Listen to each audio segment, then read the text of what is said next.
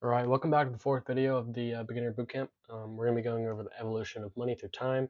We're going to discover how ancient barter systems have led to what we have today, the revolutionary world of cryptocurrency. We're going to see how this transformed civilizations. So, in the beginning, before money existed, humans traded for goods directly. A farmer might exchange wheat for pottery, livestock, or tools. This system worked in small communities, but it had serious limitations, like it required double coincidence for wants. It's difficult to store value, and there's no standard unit of count. So, the rise of commodity money.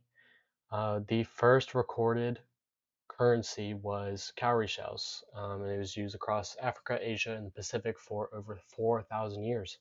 After that, we saw salt emerge as a currency.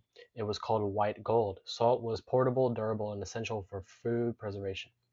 After that, we saw precious metals. Gold and silver emerged as the ultimate stores of value due to their rarity, durability, and universal appeal.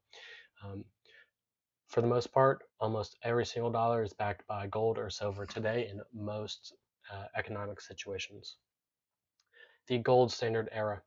1821, Britain adopts the gold standard, backing every single pound with their gold reserves. 1870, most major economies follow. They create a global monetary stability using the gold standard.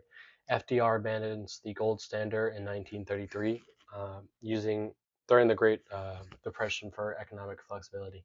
In 1971, Nixon ends Bretton Woods, serving the dollars tied to gold forever. The fiat revolution. Fiat currency derives from its value, not physical commodities, but the government backing and public trust. This system gave central banks unprecedented control over monetary policy. So we have flexibility. Governments can adjust money supply during economic crisis and risk. We see this today. There is huge inflation because the money printer can just get turned on. All right. So the digital money revolution, believe it or not, the first credit card came out in the 1950s. It was used for some diner in New York. But anyway, the first step towards cashless transactions still back through traditional banking systems. Online banking came in the 1990s. The internet enabled digital transfers, but still required, the intermediate, the person in the middle. Mobile payments in the 2000s. PayPal, Venmo, and mobile wallets made digital transactions mainstream and convenient.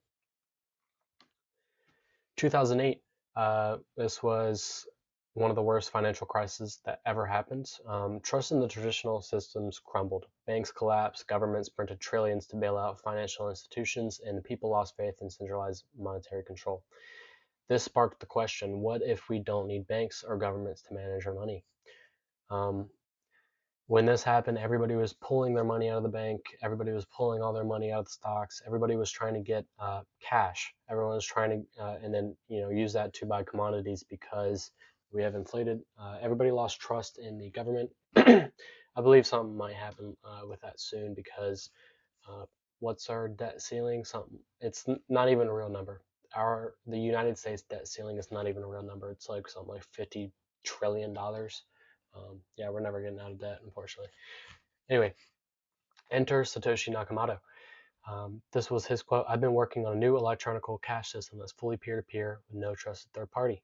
This was on October 31st, 2008. Satoshi Nakamoto was an anonymous person. This was not his real name. Nobody actually knew who he was, but he published the Bitcoin white paper.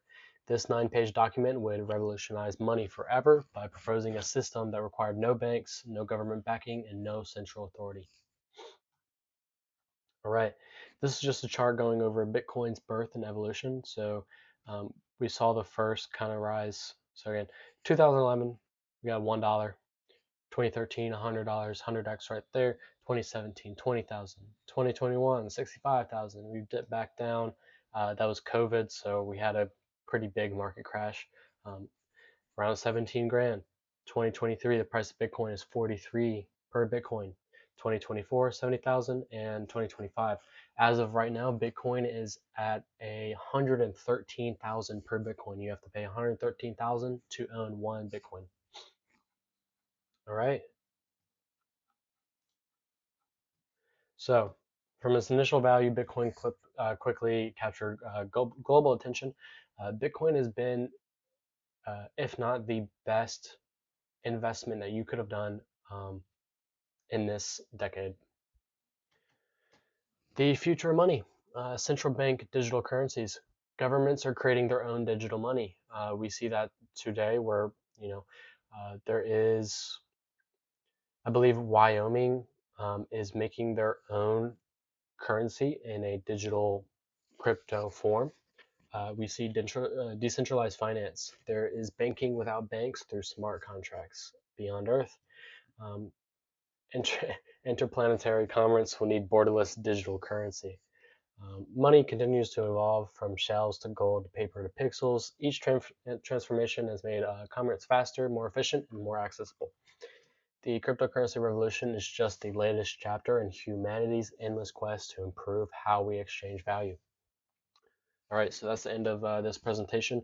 Um, Again, we're going over the simple basics before we get into anything too technical or understand, what to put our money in. We need to understand the basics. We have to crawl before we can walk, and we have to walk before we can run. So, if this is, if this is slow for y'all, which it probably is, I know it's slow for me. Just wait, because I'm going to be releasing a lot more technical videos where y'all can begin to actually put your own money in and see returns. But anyway, that's it for this video. Thank you for watching.